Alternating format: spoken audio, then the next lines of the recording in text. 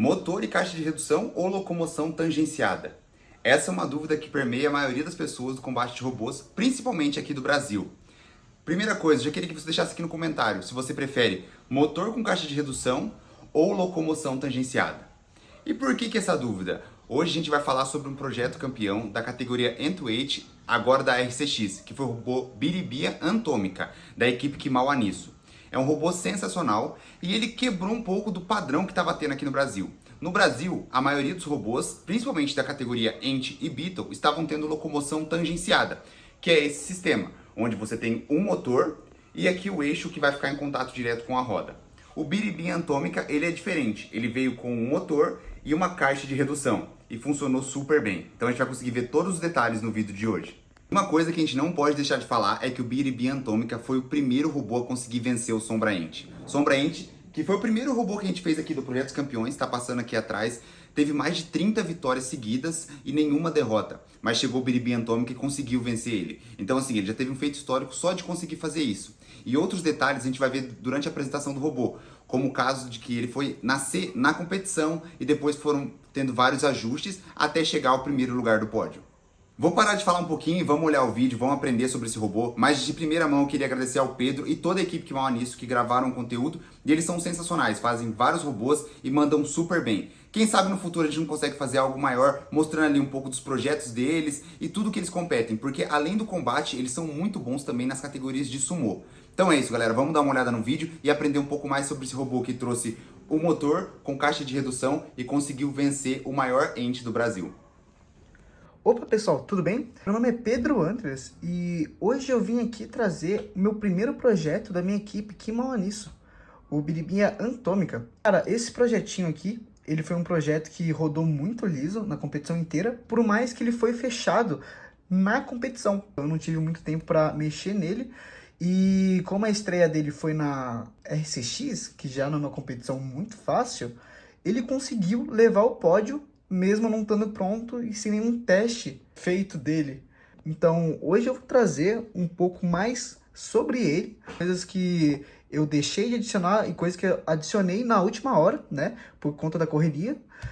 E vamos começar a mexer no carinha. Primeiro que vocês podem ver é todo o chassi dele. Vocês conseguem ver que não tem nenhuma parte de alumínio exposta. Isso porque as únicas partes de alumínio usinadas nesse robô são a polia e também o mancal no motor, né? Então, ele é um robô basicamente todo impresso, né? A única coisa que dá sustentação para ele é o TPU e a fibra de carbono, né? E o sistema dele de arma, ele tá usando um sistema de correia e o sistema para locomoção são duas caixas de engrenagem. Aqui, ó. Isso são caixas de engrenagem com motor brushless, que logo mais eu abro o robô para mostrar para vocês, mas basicamente a visão geral dele é um estilo que era para ser 4x4, logo eu explico essa parte para vocês, e que ele foi desenvolvido para ser impresso separadamente, né? Já que, por exemplo, meu antigo robô o Trindade, ele tinha muito problema de sentido de impressão, porque aqui, como a gente fez todas as peças separadas, a gente conseguia deitar elas e deixar a impressão a favor do robô. A impressora, ela viesse com o fio inteiro e fazesse a curva, agora tá soldado, né? Pós-guerra fica foda mostrar, mas ele faz a curva impressa e isso deixa muito mais resistente. Se fosse unibody, ele ia ser impresso de pé, né? Para otimizar. Então, aí, o que aconteceria? A impressão ficaria fazendo colunas e isso deixaria muito mais frágil essa que é a área do rolamento. Também tem os pezinhos, uma curiosidade sobre eles, a gente não está usando nenhum tipo de metal, é totalmente TPU. Tem também um anti-horizontal, que ele tem uma junção dos dois, sabe? E também serve como proteção do robô. Ele protege a parte estrutural mecânica do robô. Então, basicamente, é uma peça morta. Ela tá aqui só para proteger os mancais e as fibras, sabe? A parte de proteção mesmo são esses dois shields, né, de lado, e os pezinhos, né? Então eles podem levar a porrada à vontade, porque tem um estoque infinito, qualquer coisa imprime mais um.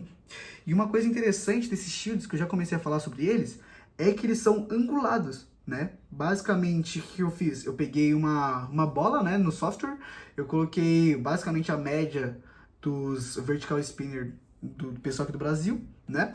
E eu fiz a tangente delas, né? Então, quando o robô for pegar aqui, se ele tiver com um RPM muito alto e com uma rotação com uma velocidade meio baixa, né, de robô, ele só vai raspar, coisa que acontece, né?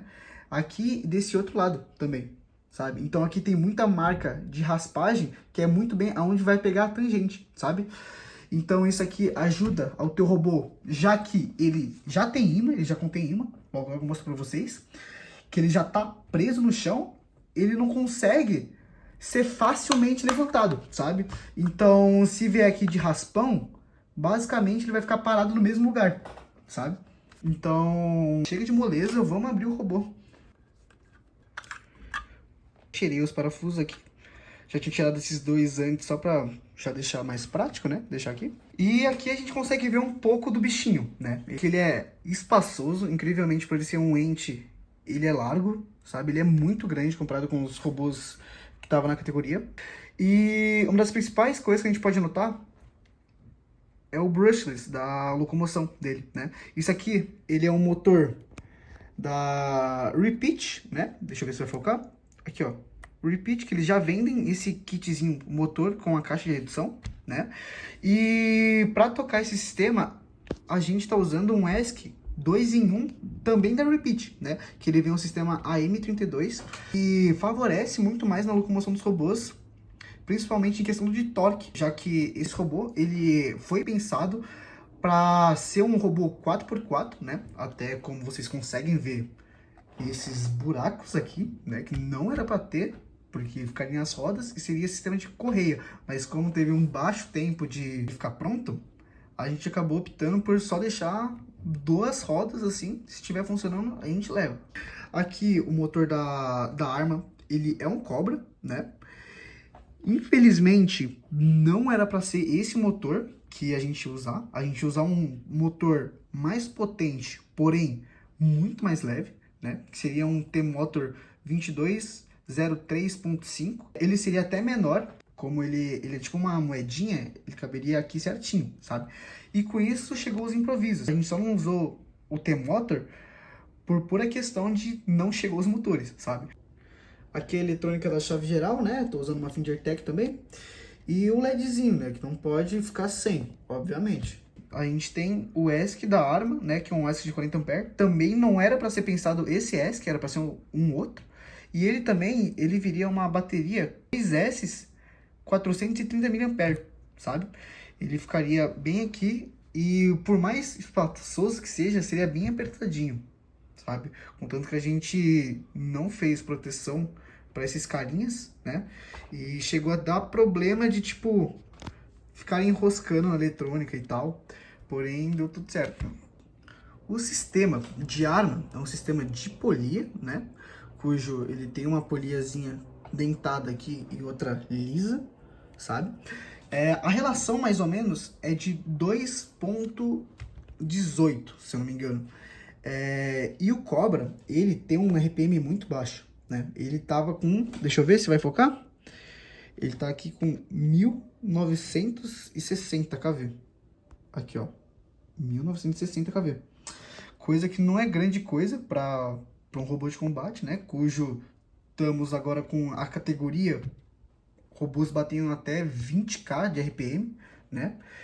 E o RPM final dele dava mais ou menos questão de 8.000 RPM, sabe? Coisa que não é muito boa, mas o que a gente fez para realçar isso foi a geometria da arma, que ela é totalmente pensada em ser o mais inércia, o mais pancada possível, né? Então ela é uma arma muito larga e com muito dente, né? Com muito diâmetro também. Então a largura dela, ela tá com cerca de 90 milímetros e a dentada dela, de uma ponta a outra, ela tá com 60, né? Então eu arrisco dizer que é um maior egg beater da categoria Ent, né?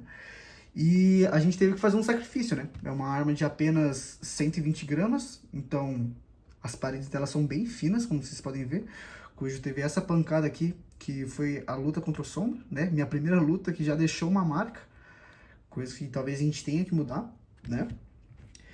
E basicamente as principais estruturas desse robô são os mancais e essa fibra no meio, né? Que ela é presa com 4 parafusos diferentes. Tem 2 parafusos aqui e tem 2 parafusos internos, né? Ali. Então esses 2 parafusos são presos com porca autotravante, né? Aqui também mesma coisa. E os 2 parafusos externos são parafusos de madeira. Então a gente entra rasgando o TPU para que tenha realmente uma pegada. Então, diferente que aqui a gente tem uma porca, aqui ele usa o próprio TPU como estrutura, sabe? Então a gente fez isso no robô inteiro. Vocês podem ver, são basicamente parafusos de servomotor, que foi o mais apropriado para isso. Como eles são extremamente pequenos e muito frágeis, por não serem nenhum tipo de aço bom assim, a gente colocou muito em quantidade, né? E uma estrutura que também ajuda muito é a estrutura do mancal, né? Porque ela é em alumínio e ela consegue juntar as 3 fibras principais desse robô, que é a fibra do topo, a frontal e a da base. Para conseguir fazer o sistema de arma rodar lisinho, a gente teve que fazer um sistema meio peculiar. Basicamente, quando a peça ainda não foi temperada, a gente chega e faz uma rosca M8 nas extremidades dela. Porque aí a gente já pega uma porca autotravante e a gente força essa entrada aqui, para que o robô não abra, né? Porque o TPU, como vocês sabem, ele é um material extremamente maleável, que essa arma aqui simplesmente abrir seria 1-2, né? Então a gente faz essa forçada nele com esse parafuso que deixa ele um sistema extremamente rígido, né? Basicamente aqui no meio a gente só deixa 2 rolamentos, né? Um rolamento aqui e outro rolamento aqui, entendeu? São rolamentos simples, né? Rolamento de 8x16, se eu não me engano. Para acompanhar os brushless na locomoção, a gente estava usando essas rodas de neoprene com o hubzinho da Repeat, né? Então, no momento de desespero, a gente basicamente já tinha esses materiais lá e já colocamos direto, junto com o prisioneiro, etc., o padrão normal, sabe? Esse conjuntinho aqui não tinha preferência de ser da Repeat, só porque a gente tinha lá, então se fosse um negócio da Robocore seria a mesma coisa. E também as rodas, elas já vêm com um tamanho prévio definido, né? Então tem um limite lá de tamanho que você tem que comprar. Portanto, essa aqui que a gente tinha pegado era de 50mm, só que eu lixei até ela ficar desse tamanhozinho, né? Então ela fica bem curtinha. E isso também pro imã pegar, né?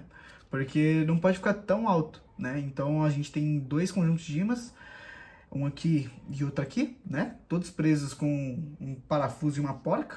O parafuso ele entra aqui e a porca ele entra aqui. Você consegue ver que tá cheio de sujeira.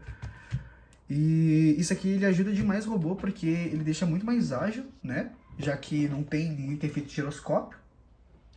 Principalmente por causa da normal dele, que é muito aumentada. E também ele consegue ter muito mais torque. Então é isso, né, pessoal? Eu falei um pouco de geral sobre ele, mas ele é um projetinho que ainda vai mudar. Tá na sua primeira versão ainda, infelizmente tá numa versão mais porcaria possível. Tem muitas coisas que eu quero ajeitar nele, para deixar ele totalmente liso. Basicamente, ocorreu muito errinho em coisas básicas, porém não foi culpa nossa, principalmente culpa de fornecedor, né, que não chegou a mandar motor a tempo, etc. Então a gente teve que improvisar. Portanto, eu acredito que ele tem muito mais potencial do que agora, né? Principalmente porque novos componentes, né, componentes mais potentes. Não foi um robô perfeito, né, cujo ele saiu bem despedaçado em algumas lutas. Aqui, basicamente, uma das porradas que mais me preocupou e que mais me surpreendeu foi essa, na polia, né? Que, tipo, arrancou um pedaço do alumínio, porém não fez nada na polia, sabe? E também as porradas de costume, né? Isso aqui, meu robô tava de cabeça pra baixo, aí ele levou uma porrada, então não tem como defender isso, né? E as anteninhas dele foi basicamente também improviso, porque elas estavam muito altas conforme a pegada da arma, sabe? Então a única luta que eu perdi foi por posição estável. Eu tava assim, minhas rodas não estavam tocando no chão por causa dessa antena, né? Porque ela tava muito alta, né? E também tem a clássica rasgada. Ele levou uma porrada aqui de um vertical muito potente, muito rápido, basicamente lixou. Foi a luta que eu perdi, né? Então, basicamente tem muita coisa que eu posso melhorar nele. E que eu pretendo trazer ele cada vez melhor, né? Então, pessoal, esse foi o vídeo do Biribinha Atômica. E uma coisa muito interessante, um fato muito curioso que eu posso contar sobre ele, é que ele foi o único robô que até então conseguiu bater o Sombra Int, né? Que já fez vídeo para esse canal e ele era o atual campeão invicto. Ele tinha 30 lutas sem perder, né? Então, obviamente, não vou deixar de falar isso nesse vídeo, não vou perder a oportunidade de falar do Cauã, né? Obviamente, o lendário Cauã com o lendário Sombra Int. E esse robô, a primeira luta dele foi contra o Sombra Int, né? Então, como eu já tinha dito, eu não tinha testado nada nele. Basicamente, a prova de fogo dele foi lutar contra o campeão e acabar ganhando na primeira luta, sabe? E um projetinho foi surpreendente, né, aos meus olhos. Foi tipo uma coisa que eu não estava esperando, né? Rodou liso a competição inteira. Basicamente, os únicos problemas dele foram a questão da roda não bater no chão por causa da anteninha, né? E também a questão de, às vezes, ficar agarrando um pouco a locomoção, por principal motivo desses carinhas, né? Que não foi muito bem organizado e tal, muito frágil também os motores, eles arrancam o fio com qualquer coisa. Porém, a RC tá aí, né? Então, eu pretendo levar esse robô totalmente remasterizado, né?